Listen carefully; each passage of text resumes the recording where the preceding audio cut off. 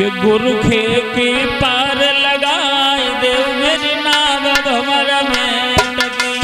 गुरु खे के पार लगाए देव मेरी नाव भंवर में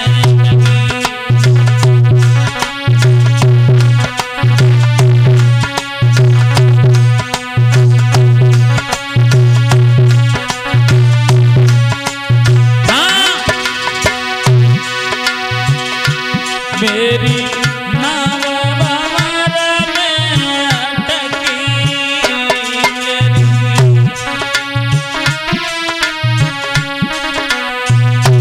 मेरी नाव भंवर में अटकी।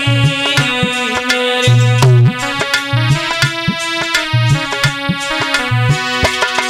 गुरु के पार लगाए देव मेरी नाव भंवर में अटकी। गुरु के पार लगाए देव मेरी नाव भंवर में अटकी।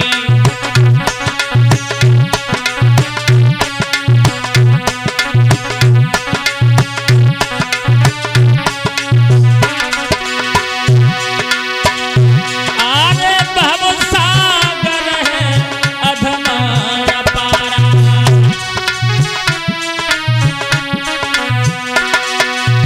भव सागर है अधमा पारा।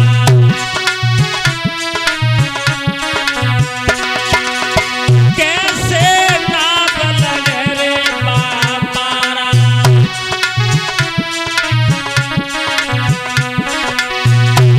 अरे भव सागर है अधम पारा। कैसे नाव लगे पारा। ठारे करते सोच विचार।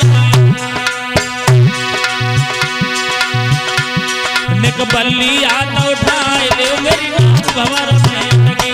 निकबली हाथ उठाए देव मेरी नाव भंवर में अटकी।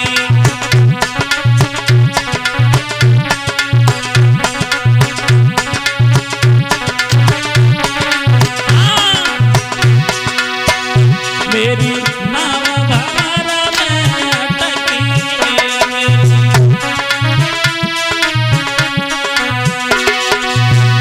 मेरी नाव भंवर में अटकी।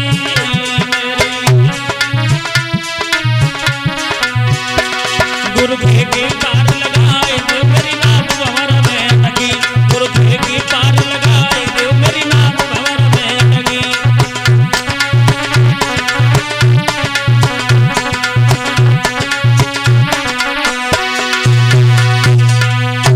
परीक्षित जी, आज सुगम्य जब अपने गुरु को याद करते हैं तो वहां आज गुरु वशिष्ठ प्रकट हो गए हैं। वशिष्ठ ने कहा है आप कौन हैं? आपने हमें कैसे याद किया? तो सुगम्य बोले हैं गुरुदेव मैं तुम्हारा शिष्य हूं।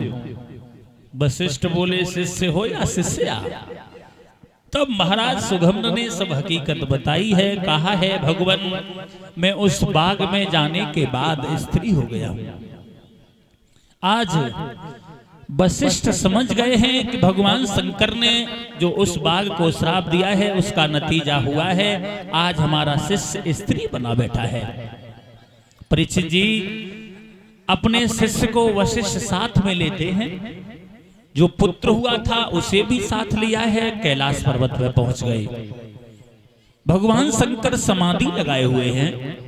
पार्वती से कहा है देवी जी तुम्हारे पति की भूले न जाने कितनों के जीवन में धूल घोल देगी।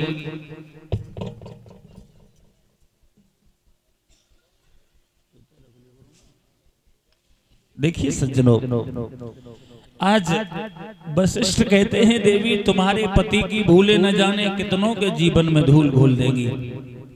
तुम्हारे पति ने उस बाघ को श्राप दे दिया, उसका नतीजा हुआ है हमारा शिष्य स्त्री बना बैठा है। और हम तुम्हारे पास इसलिए आए हैं, हमारा शिष्य पहले जैसा था वैसा बना दीजिए। पार्वती ने दोनों हाथ जोड़े और एक बात कही, भगवान माफ कीजिए, पत्नी पति से बढ़ के कोई काम करती है तो पति का अपमान होता है। माताओं बहनों, पार्वती जी कह रही हैं पत्नी अगर पति से बढ़ के कोई काम करती है तो पति का अपमान होता है। लेकिन आजकल थोड़ा माहौल बदल गया है। पति पीछे पत्नी आगे। वैसे हर घर की नहीं कह रहे हैं। वैसे विद्वान तो ये कहता है, जब अनुसुईया ने सीता जी को पंचवटी पे उपदेश दिया था तो ये कहा था, स्त्री के पास पति की सेवा के अलावा कोई दूसरा चारा सहारा नहीं होता है। क्यों? बोले सुनो कि सत्कर्म करो